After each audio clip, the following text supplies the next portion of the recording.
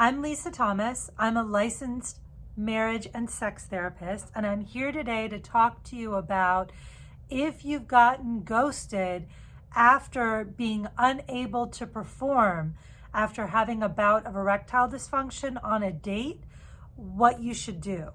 So, first of all, if you've been ghosted after experiencing erectile dysfunction, don't panic.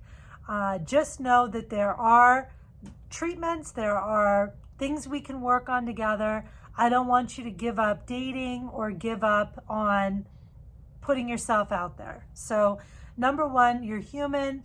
Not everything goes perfectly, and I don't want you to, hit the DEFCON 10 button. Second thing to do, let's start working on how you can be masturbating to kind of support your dating life. So what I mean by that is often when men masturbate, they watch pornography, which is fine until it's not fine. So when you watch pornography, basically it sets your arousal template really high.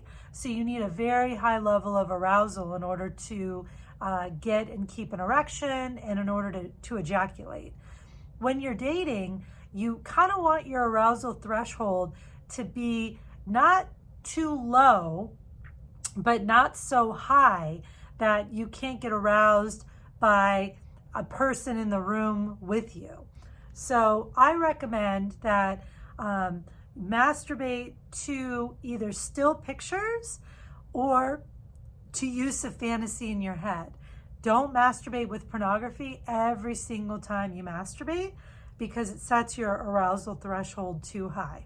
So I want you to masturbate once a day, maybe twice a day, especially when you're dating.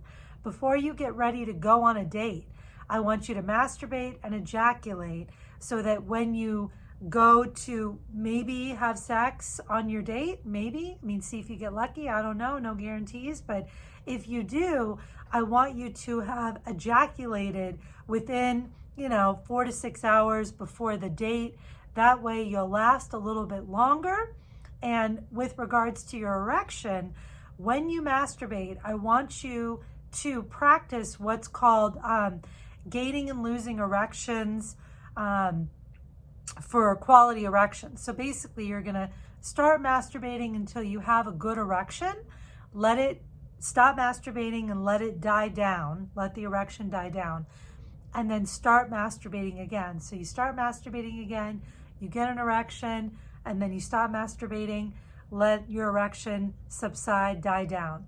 The third time, you can go ahead and masturbate until you ejaculate. And the point of the exercise is to train your brain that you can gain and lose erections and not to panic. So often what happens with men who have lost an erection in a dating situation, they'll lose their erection, they'll panic, sometimes make excuses, or sometimes the partner's critical, which isn't great either. And then there's a lot of fear and anxiety and performance kind of oriented thoughts, like I have to make this work, I have to get an erection, I have to keep an erection. And having an erection doesn't work when you're in fight or flight. Like when you're worried, when you have a lot of anxiety, when you're really worried, like you're not going to be able to get an erection. You need 2 ingredients to get an erection. You have to be aroused and you have to be relaxed. And if you're worried, panicked, and fight or flight, stressed, your natural reflexes aren't going to work in order to create a good erection. So you want to take deep breaths, you want to relax, you want to have practiced this gaining and losing erections with masturbation. That way, if you lose your erection sometime during kissing or foreplay, you don't panic. You can re-arouse yourself using your hand. You can, let your partner know. Maybe more foreplay would kind of help me to get an erection that's good enough to have sex. And you don't want to capitalize on the erection once you get it.